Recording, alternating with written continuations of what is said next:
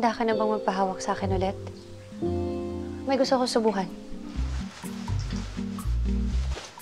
Okay. Ready? Walang sisihan pagka makukuryente ka.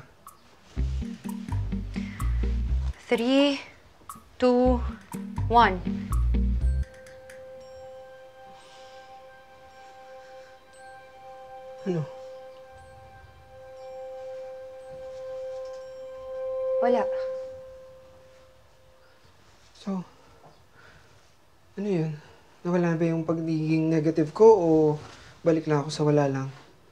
Hindi ko alam. Ang ibig sabihin lang nito, hindi gumagana yung abilidad ko kapag hindi ko diretsong nahahawakan ng isang tao.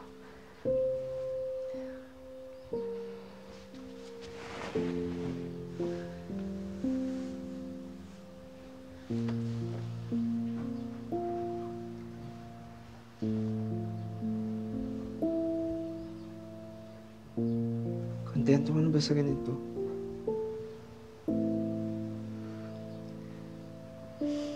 Talaga yung naiisip kong paraan sa ngayon.